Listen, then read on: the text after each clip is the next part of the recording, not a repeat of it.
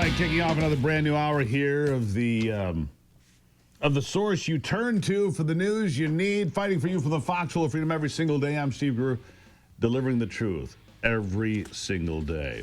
Three big things you need to know this hour. Number one, Gretchen Whitmer expressing disappointment over Donald Trump's consideration of pardons for the alleged kidnappers, the ones caught up in that FBI sting a couple of years ago. We'll talk about that. Number two, all eyes are on the jobs report coming out. It'll happen Friday. I was just checking on the economy. I'll get back to that in just a second. And number three, the ongoing interest in this attack in Boulder, Colorado. A horrible human being setting people on fire because they're having a rally to support the release of civilians that were taken hostage by the Hamas terrorist group back in October the 7th, 2023. The suspect, Mohammed Sabri Soliman, a man in the country illegally from Egypt, overstayed his visa, was supposed to leave no later than March 2025, here committing a horrible, horrible act of violence. A terrorist attack. He was granted a tourist visa by the Biden administration, then he illegally overstayed his visa. In response to overstaying his tourist visa, the Biden administration gave him a work permit. Suicidal migration must be fully reversed. This kind of horrible, extremist, terrorist attack must end. Yeah, he's a terrorist. The victims range in age from 52 to 88. Now, he's been charged with 2 counts of murder, which is confusing because, to the best of our knowledge, nobody has died. Still waiting for the facts on that one. But Mohammed Sabri Soliman,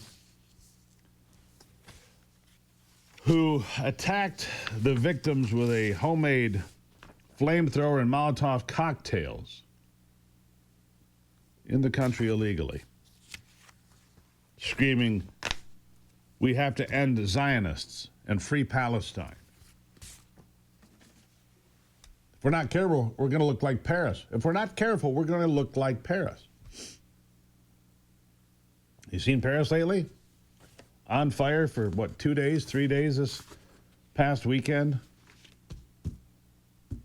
And it's not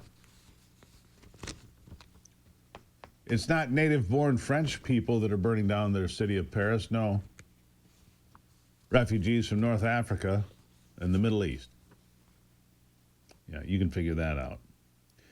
Michigan Governor Gretchen Whitmer said she plans to reach out to President Donald Trump over his comments about possibly pardoning the men serving time for her 2020 kidnapping plot. Our partners at Just the News, and this is from Michigan News Source, my news company. Our partners at Just the News reporting that Trump told Whitmer he would not pardon them in a conversation with her last month, but his remarks to the press last week muddied those waters. In an interview with Michigan Public Radio, Whitmer said this: "Anything short of condemning political violence is a disservice to everyone. And the recent revelation from President Trump is difficult for her to process. I'll just point out that when the man shot at the president when he was on campaign trail in Pennsylvania, I was one of the first office holders on either side of the aisle to condemn it, because anything short of condemnation creates a dangerous space for people that are sworn an oath to do work of the public." In addition, she added, "We don't take up arms and harm one another, and so I'm going to make my thoughts on this known to the White House again." 9 were convicted, 5 were cleared. Barry Croft Jr., Adam Fox, serving 12 and 16 years in prison as leaders of the plot. Some continue to maintain it was the FBI informants that entrapped them, and it should have been considered illegal. We'll see. All eyes are on the jobs report coming up on Friday. Where's the economy for you? It's a serious question. Where is the economy for you? The jobs report coming out, I mean, the inflation rate is at we're down to what, 2.1%? Is that where we are?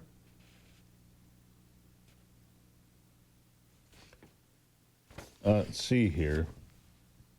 Expectations are for a slowdown on the jobs report.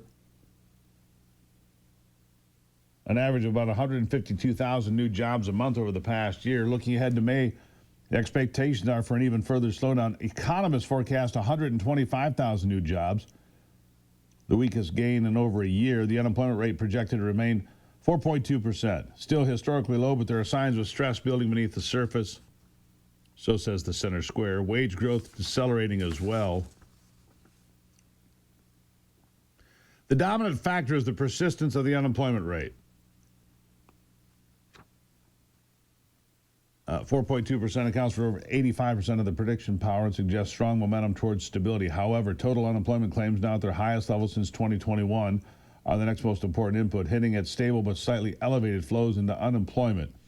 While the unemployment rate has shown persistence, rising unemployment claims suggest a labor market that is less robust than headline numbers imply, they say.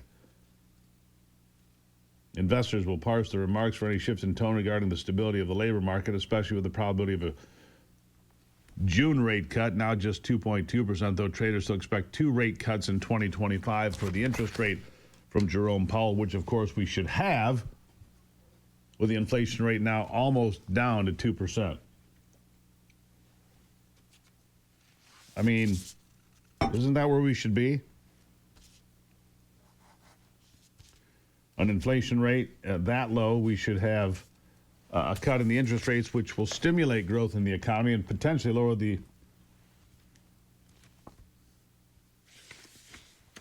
rate even farther. So that's where we are with the unemployment and the inflation numbers. Oh, gas. I was going to tell you that again, as I always check in on that for you. But gas prices continue to decrease.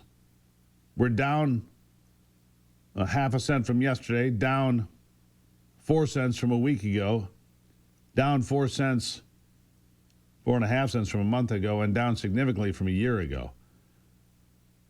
So gas prices continue to become less of a burden on American consumers. Oil remains between $60 and $65 a barrel. So very consistent in the price of energy, which obviously is one of the drivers of inflation. Energy prices, obviously something that you deal with and something we all deal with. Now, coming up after the break, Gretchen Whitmer expressing this disappointment over Donald Trump's comments that he would look at pardoning the kidnappers. They were all federal charges, of course. In an interview with Michigan Public Radio, as I just mentioned, Governor Whitmer said anything short of condemning political violence does a disservice to everyone. Well, Katie Hyde will be here from Michigan News Source to discuss that article. And everything else that Michigan News Source is working on is coming up after the break.